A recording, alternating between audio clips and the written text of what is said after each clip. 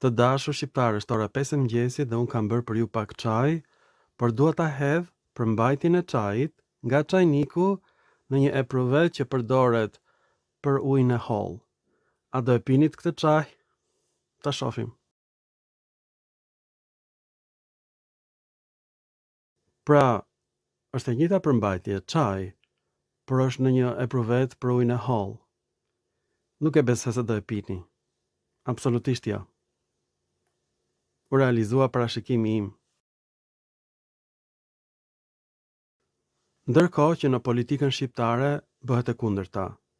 Përmbajtja e epruvetës së ujit të holl hidhet tek çajniku dhe u jepet shqiptarëve që ta pinë. Prandaj kryeministri shqiptar do fitoj gjithmonë zgjedhjet. Nuk ka rëndësi lëngu që jep ai juve, ka rëndësi vetëm çajniku. Dhe kjo është e shtrirë kudo, edhe në politikë, edhe në etimologji. Të dashur shqiptar, ka ndodhur diçka shumë e rëndë. Qyteti i Shkodrës, që është në Wikipedia edhe në enciklopedinë britanike, përshkruhet si një qytet i lirë, do të thënë qytet shqiptar. Tani çdo shqiptar e di që fjala Shkodra nuk ka asnjë lloj kuptimi në shqip. Por nuk është gjetur asnjë lloj kuptimi në asnjë gjuhë tjetër indoeuropiane, është një fjalë e papërcaktuar. Emri i qytetit të lashtë i lirë, Skodra, është mësuar nga vepra e Strabonit dhe nga vepra e Polybiusit, që janë autor grek. Dhe aty del me shkronja greke emri Skodra, mirë po del në rastën kallëzore. Skodran. Gjithashtu gjen aty rastën gjinore. Skodrinon. Tani emri Shkodra është gjetur tek vepra e Polybiusit, Skodran në rastën kallëzore, është gjetur tek vepra e Strabonit, Skodra, në rastën emërore, po ashtu është gjetur dhe në monedhat e Shkodrës, Skodrinon, në rastën gjinore. Dhe tani ka ndodhur diçka e tmerrshme. Autorët shqiptar e kanë ndryshuar faqen e Wikipedias dhe kanë hequr të gjitha monedhat e Shkodrës. Nuk i gjen më dot. Nuk janë më aty. Mi po unë kam bërë fotografi, ti shikojmë se si janë të vërtetat. Shikoni çfarë kanë bërë autorët shqiptar. Thonë që fjala Shkodra vjen nga fjala koder, e cila në të vërtetë vjen nga latinishtja, quadrum, një vend ku nxirren gurët, është edhe në gjuhën vlehe. Pra si u krijua emri Shkodrës në shekullin e 4 para erës sonë, për një fjale të shqipes në shekullin e 21 të dashur shqiptar, dhe sidomos nga gjuha vlehe, e cila është gjuha e ushtarëve romak. Kjo është me të vërtetë qesharake. Pra, Turbo Alban nuk janë vetëm ata që bëjnë libra për pellazgjin, autorët e shtëpisë botuese Dodona, autorët e Akademisë Rënjëtona, do me thënë pensionistë të magjepsur nga veprat e Homerit. Por Turbo Alban janë të gjithë intelektualët shqiptar. Nuk mund të bëhesh intelektual nëse nuk je Turbo Alban, sepse asnjë emër i lirë nuk ka kuptim në shqip, asnjë i vetëm. Pra si u pas ka krijuar fjala Shkodra nga fjala Kodra. Gjëja më shëmtuar që kanë bërë autor shqiptar është se kanë hequr monedhat e Shkodrës, i kanë zhdukur komplet.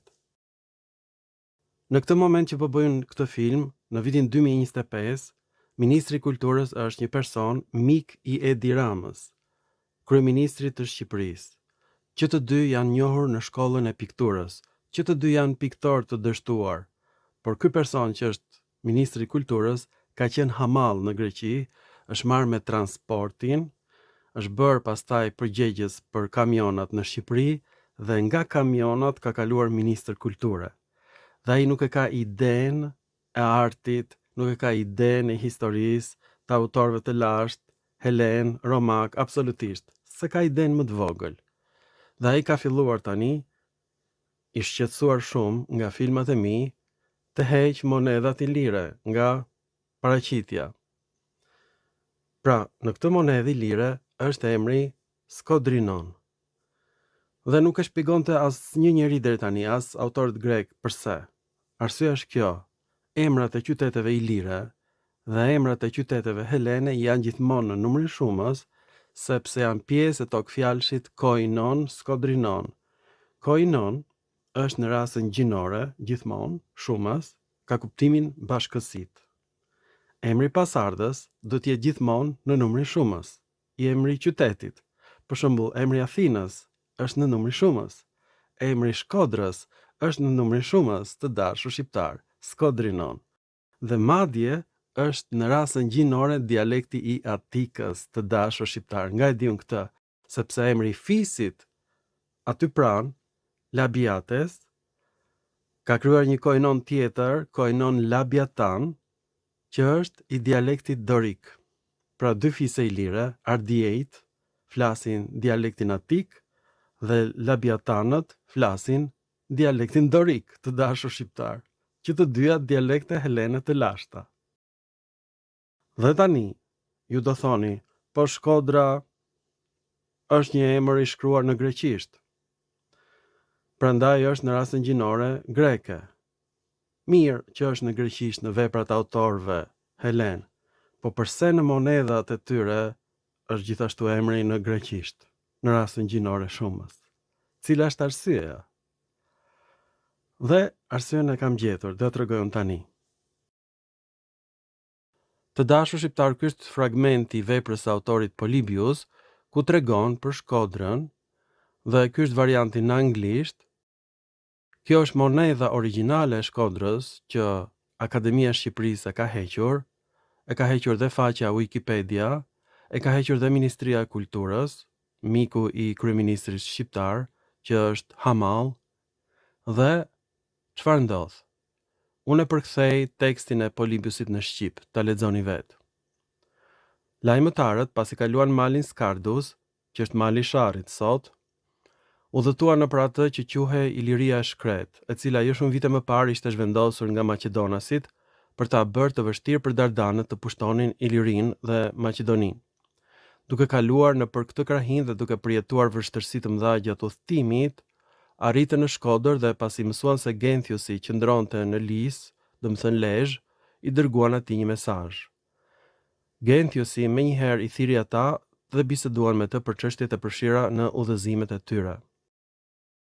Së bashku lexuam se si mbreti I Maqedonisë dërgon 2 ambasadorë tek mbreti Genthiusi I Ardiejve që të bënte aleancë me të kundër romakëve dhe I premton atij monedha, pasuri për shkëmbim, për aleancën.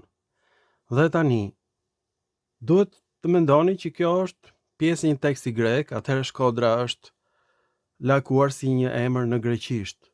Ky ka qenë mendimi im gjithashtu. Mirë po, mbas gjetjes së monedhës koinon skodrinon, aty nuk është fjala koinon, atë kam shtuar unë, sepse kam gjetur në monedha të tjera helene dhe emrat në numër shumës të qyteteve helene, rasa gjinore. Ky ka qenë zbulimi im. Askush në botë se dinte që emri Shkodrës është në helenisht, absolutisht askush. Nga vetë ilirët që kanë shtypur monedha në helenisht, në numër shumës, sepse kjo është pjesë e tokfjalshit koinon skodrinon. Këtë film e sheh Ministria e Kulturës dhe e heqin monedhën nga faqja e internetit për Shkodrën. Pra kanë bërë një falsifikim. Ministria e Kulturës, Akademia e Shqipërisë, intelektualës shqiptar. Por do ta shikojmë ne se cili është problemi. Nuk është problemi I monedhës. Janë gjetur të gjitha tekstet e mbishkrimeve në Varre, në Tempuj, jo vetëm në Shqipëri, por në Kroaci, Serbi, Maqedoni, Bullgari. Janë gjetur dhe në Azinë e Vogël, është gjetur qyteti I Dardanëve. Edhe atje monedhat janë në greqisht. Por s'është vetëm problemi I monedhës. Mbishkrimet e varreve, njerëzit e thjeshtë I shkruajnë emrat në helenisht. Tekstet që dedikohen zotave janë të gjitha në helenisht, në dialekte të ndryshme helene. Pra nuk mund të thuhet që pas ka qenë gjuha helene përdorur si gjuhë teknike, nuk pi ujë kjo. Nuk mund të thuhet që gjuha helene është përdorur si gjuhë ambasadorësh. Nuk pi ujë kjo. Pse? Njerëz të thjeshtë që nuk kanë lidhje fare as me mbretin e Ardiejve dhe as me mbretin e Maqedonisë, njerëz të thjeshtë në Thraki, njerëz të thjeshtë në Kroaci, në Dalmaci, Kur varrosin njerëzit e tyre, epitafet janë në greqisht, të gjitha. Por kulmi i të gjitha kërkimeve të mia ka qenë vepra e Plinit, i cili thotë që ilirët ja pyg vijnë nga Dalmacia në Itali. Dhe janë 3 fise të mëdha, mesapët, daunët dhe peuketët. Daunët e marrin emrin nga fjala ujk. Dauni do thot mbytës i qenit. Mesapja vjen nga Mesi i Apjas në mes të ujrave, djali i Poseidonit, dhe peuketët e marrin emrin nga peukes që do thot pish në helenisht. Jo vetëm emrat e fiseve janë helene, tekstet ku janë gjetur edhe në Itali janë helene. Dhe vet Plini thot që ilirët flasin dialektin Graja. Ç'është dialekti Graja? Graja është ishulli në Hellad prej nga erdhën këto fise ilire. Në fillim pushtuan Japygin, nga Japygia u hodhën për në Itali dhe vendosën kolonit atje. Janë fise helene, flasin dialektin Graja. Graja do thot grua e vjetër, Demetra, perëndia e tokës. Edhe emri Akaja do thot ankthi i Demetrës, emri i Helladës, është emri më i vjetër i Helladës. Pra, Plini do thot që ilirët flasin dialektin Graja, dialektin helen. Është e vërtet. Dhe tani, ç'a ndodh? I tmerruar, unë filloj dhe kërkoj të gjitha mbi shkrimet, i mbleth në të gjitha cepat e të gjitha universiteteve të botës, dhe kam gjetur emrin e Shkodrës, por jo në Shkodër, por në Thraki, në Bullgari, në varre të ndryshme. Emri i Shkodrës, emri i shkodranëve. Të dashur shqiptar, nga mira tekste që kam mbledhur unë, janë vetëm 3 për emrin e Shkodrës. Teksti më interesant është i gjetur në Bullgari, në Danubin e poshtëm, në Thraki. Dhe aty thuhet Apolloni Skodrenoi. Është emri i Shkodrës në rasën dhanore, sepse gjithmonë kur i dedikohet kujt, Apolloni është në rasën dhanore dhe Skodrinoi në rasën dhanore. Kjo është për te imagjinatës njerëzore. Pra, rasa dhanore është ruajtur në gjuhën shqipe, por është zhdukur në gjuhën greke. Pra ilirët shkruanin helenisht në Bullgari. Kjo është për te imagjinatës njerëzore, kjo është e pa imagjinueshme. Ky dokument është gjetur në një tempull i kushtuar Apollonit. Është i vendosur ky dokument në muzeun e Sofias, në Bullgari. Por askush nuk e di në këtë moment, përveç meje, që ky është një monument i Apollon Shkodranit. Kjo është për te imagjinatës njerëzore, përsëris. Nuk ta merr mendja që emri i Shkodrës do gjendej në Thraki. Dokumenti i dytë që kam gjetur është ky. Ky dokument është gjetur në Prygja, në Azinë e Vogël. Dhe këtu është gjithashtu Skodrenoi, por duket sikur është në numër shumës, është gabim. Pse? Autorët francezë i quajnë këto tekste pellazge, ku numri shumës është përdor gabimisht për rasën dhanore, Skodrinoi, një lloj si në dokumentin e gjetur në Bullgari ose Thraki. Ata i quajnë tekste pellazge sepse quhen tekste të shkruara me gabime. Dhe këtë unë e kuptova kur arkeologët francezë po bënin gërmime në Kosovë dhe në Maqedoni dhe thonin që ilirët i shkruanin tekstet me gabime dhe këto tekste quhen pellazge. Pra tekstet janë helene, pellazge quhen sepse shkruhen gjoja me gabime. Gabimi qëndron këtu. Skodrinoi është në rasën dhanore, por duhet të ishte shkruar me një O të gjatë, por është shkruar me një O të shkurtër që quhet O omikron, e shkurtër fare në gjuhën helene. Pra teksti është helen. Ky është emri i Shkodrës, i gjetur në Azinë e Vogël.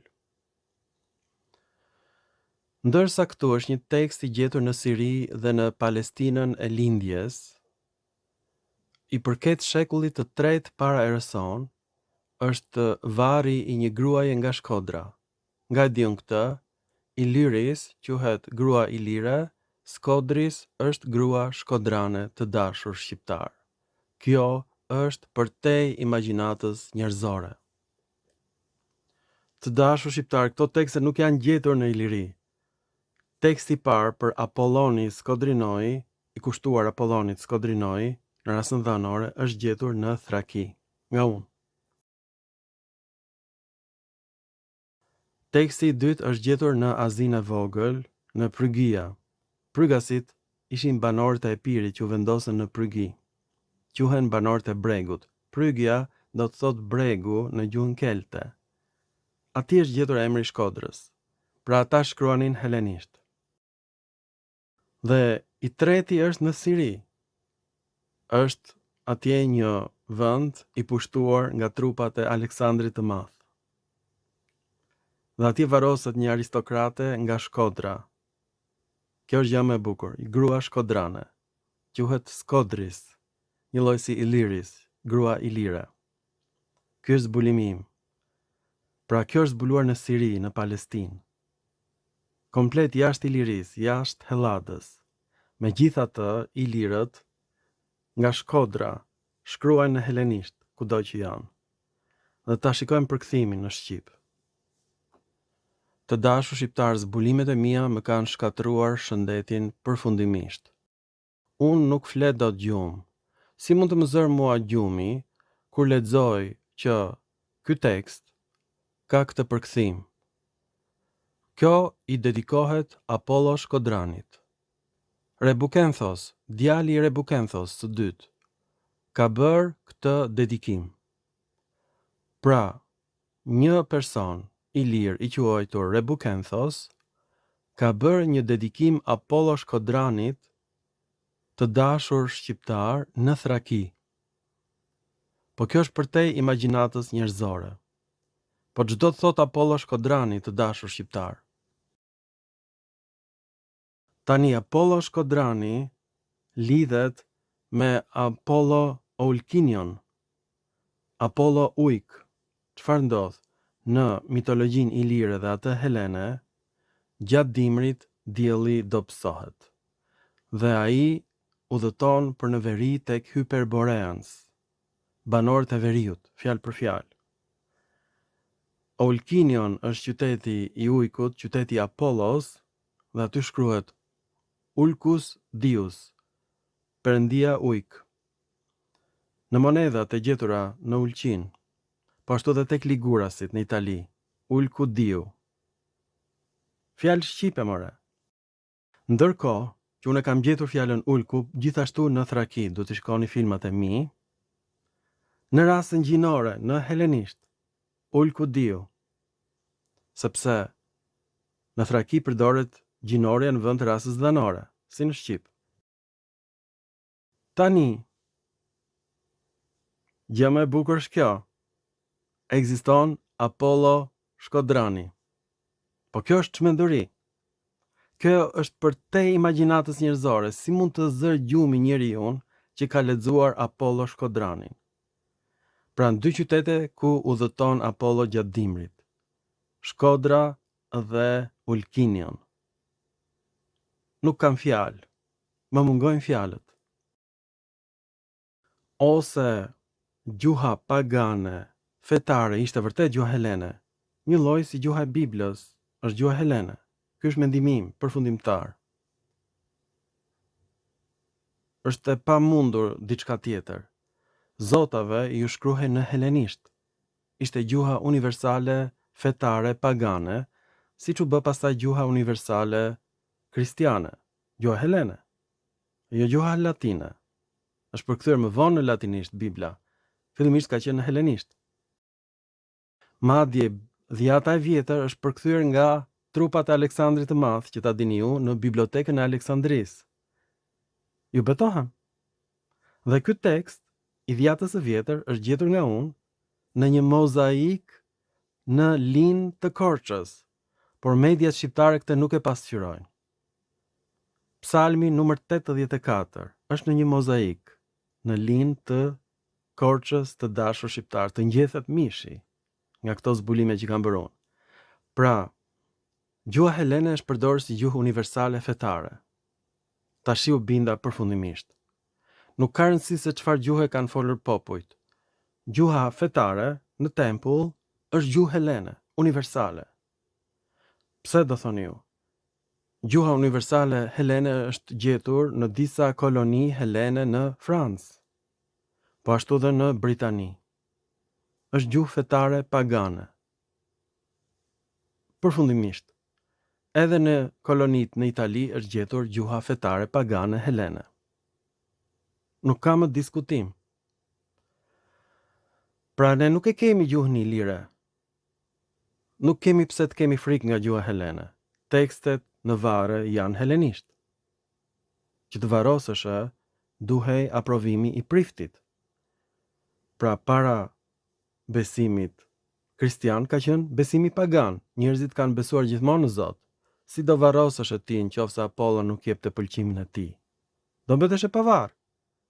Si sklevrit. Pra të gjithë varret ilire kanë emra helen, është e sigurt. Gjuha universale fetare është gjuha helene. E mësuam sot. Ta shikojmë në varre të tjera, është varri i Shkodranës. Është në helenisht, ndryshe nuk varosësh. Në qoftë se emri nuk të shkruhet në helenisht. Pse? Prygasit nuk janë helen, por emrat në varret e tyre janë helenisht. E njëjta gjë që ndodhi me ilirët, ka ndodhur me prygasit në Azinë e Vogël. E njëjta gjë që ka ndodhur me ilirët, ka ndodhur me një koloni të gjetur në Palestinë. Gruaja nga Shkodra, Shkodris, është në Palestinë, është gjetur nga unë, të dashur shqiptar. Është zbulim epokal. Tani të dashur shqiptar, ky është teksti i dytë i gjetur në Prygja, në Azinë e Vogël. Dhe shkruan kështu: Neikandros dhe Epiktetos, që është korrigjuar nga emri Ebiktetos, Skodrenoi, do më thënë Shkodranit, i dedikuar për fëmijën e tyre të dashur Neikandros, në kujtim të tij. Ktu Shkodrani është ose në numrin shumës, sepse kemi dy veta, Neikandros dhe Epiktetos, ose është rasa dhanore dhe këtu inteligjenca kompjuterike nuk vendos dot. Përfundimisht thotë që është në rasën emërore shumës, sepse kemi dy persona, Neikandros dhe Epiktetos. Ky tekst quhet Pellazg vetëm për një arsye. Emri helen Epiktetos shkruhet me një b të fortë, të zëshme, Ebiktetos. Kjo është gjuha ilire. Emrat helen me bashkëtingëllore të pazëshme bëhen emra ilir me bashkëtingëllore të zëshme. Prandaj nga francezët këto quhen tekste pellazge. E vetmi arsye sepse këto quhen tekste pellazge është sepse ato janë bërë me gabime. Por ky nuk është gabim. Keltët e shqiptonin fjalën epikteti me një b të fortë, një lloj si shqiptarët që i shqiptojnë bashkëtingëllorët e pazëshme helene si bashkëtingëllorët të zëshme shqiptare ilire. Pra, keltët nuk janë helen, por teksti i personave të varrosur është në helenisht, sepse kjo është gjuha pagane të dashur shqiptar. Nuk varroseshe dot ndryshe. Dhe dokumenti i fundit që kam gjetur është në Palestinë, është dokumenti për gruan Shkodrane. Skodris i thon gruas. Qyteti ishte qyteti Eleutheropolis, që fjalë për fjalë do të thotë qyteti i lirisë. Ju betohem të dashur shqiptar. Kjo është përtej imagjinatës njerëzore. Skodris është emër i gjinisë femërore, do të thotë grua Shkodrane, fjalë për fjalë. Pra gjithmonë kemi të bëjmë me emrat të varreve që janë në helenisht. Besimi ishte pagan, nuk varroseshe në qofse teksti nuk do ishte në helenisht. Kjo që kam bërë është me vërtet e jashtëzakonshme dhe më në fund u zgjidh misteri. Thrakët bëjnë një tekst për Apollo Shkodranin ose Apollo që banon tek Hyperboreans, tek ilirët. Por teksti duhet ishte në helenisht, sepse Zoti dëgjonte vetëm gjuhën helene, sipas njerëzve të lashtë. Thrakët flisin gjuhë jo helene, këtë e dim të sigurt. Thrakët flisnin një gjuhë jo helene, të ngjashme me helenishtën, por teksti është helen i pastër.